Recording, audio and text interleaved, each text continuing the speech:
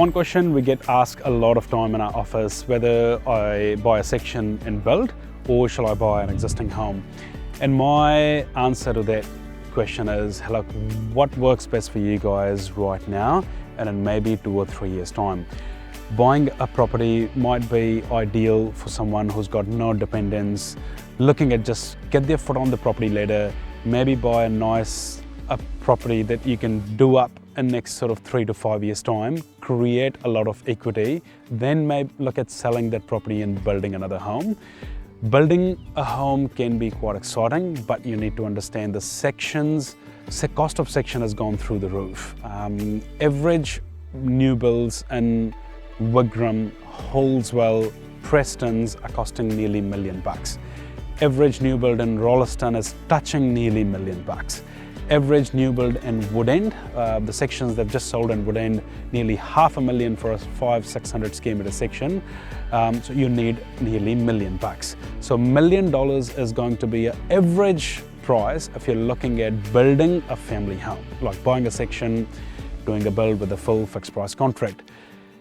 It's easy to borrow money. It can be hard to service such a high mortgage if the interest rates shoot up to 7, 8 or 9%. We really need to understand the money we are borrowing from the bank. If the rates go high, are we able to actually service the debt, pay off all our expenses, manage the lifestyle we've got, or is the high debt's gonna put us in a bit of a stress? Whereas if you look at buying an existing home, let's take an example, buying a nice, good, solid 3-bedroom place in Hornby, you can still buy that for 650, 670k mark.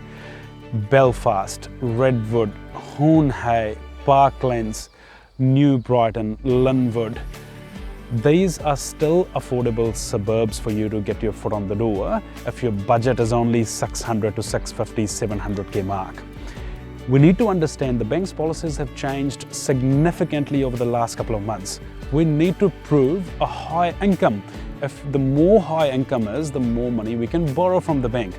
We get questions asked a lot of time, look, but I've got 10% deposit. Why can't I buy a property worth 800k? The answer is, the banks, they don't care if you have 10%, 15%, 20%. It's the income that drives and gives the result that you can afford a mortgage. The higher the income is, the more money you may be able to borrow with a lesser deposit.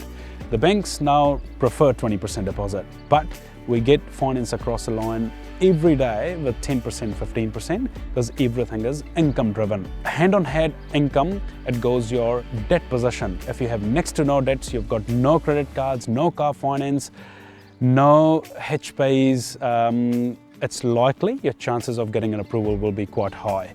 If you have a lot of debt, hey, look, we may be able to help you consolidate all the loans into one.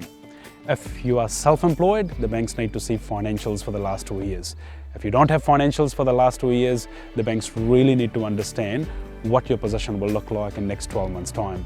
So a lot have changed, but this is where we are here to help you right from an application until you move into your home, help you screen the application and put it to the best foot forward to the bank. So if you're thinking of buying or building your home, give us a call. We'll be more than happy to help you. Thank you.